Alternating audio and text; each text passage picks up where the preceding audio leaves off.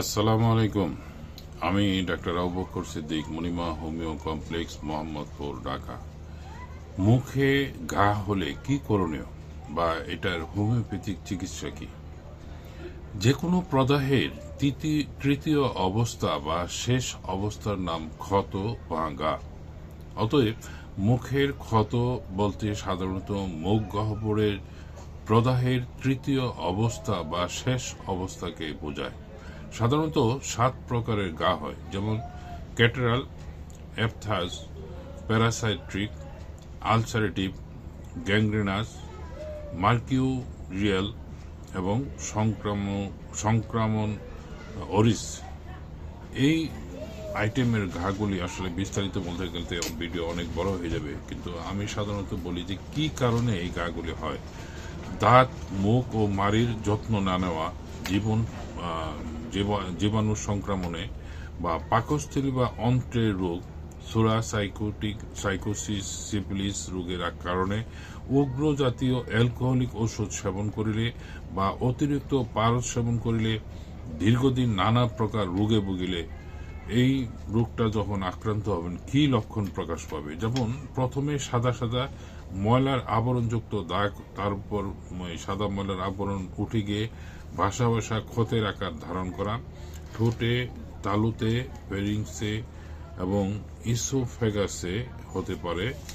এটি আক্রান্ত স্থান ফিত লাল বর্ণ, রক্ত পড়ে এবং প্রথমে চোয়ালের মাড়ি, তারপর ধীরে ধীরে গালের ভিতর, ঠোঁট এবং জিহ্বার পাশে, হাতে, গোড়ায় বিভিন্ন জায়গায় আক্রান্ত হতে পারে। মুখ থেকে রক্ত মিশ্রিত লালা পড়তে পারে বা পচা দুর্গন্ধ বা জিহ্বা ফুলে উঠতে পারে।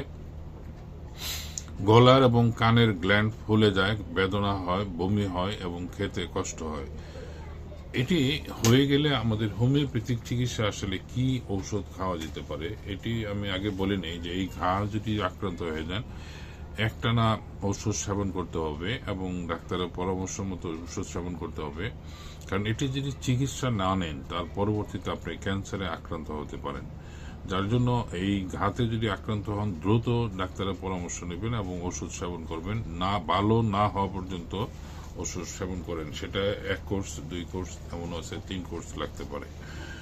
ক্ষতে জ্বালা বা দুর্গন্ধ বা আলসারেটিভ, জিহ্বার সুচ ফোটানো, ব্যথা, এর ফলে আমরা সাধারণত আর্সেনিক অ্যালবাম দিয়ে থাকি। বা মাড়িতে ছিদ্র বা রক্তপাত বা মুখ থেকে দুর্গন্ধ, গায়ে পুষ, মাড়িতে ঘা, এর জন্য মার্সলটা আমরা প্রয়োগ করি।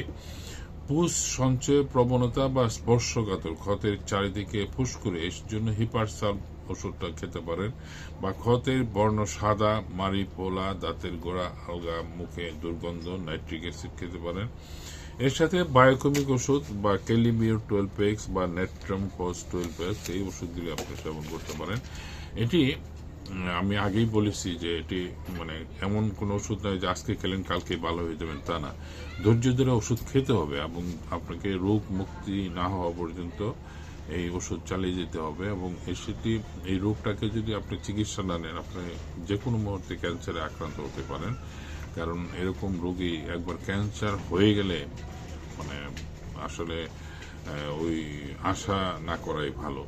কারণ ক্যান্সার যাতে না হয় সেভাবে আপনার চেষ্টা থাকতে হবে। আমার সাথে পরামর্শের জন্য আমার মোবাইল নাম্বার 01733162976। আপনার সুস্থতা কামনা করে আল্লাহ হাফিজ।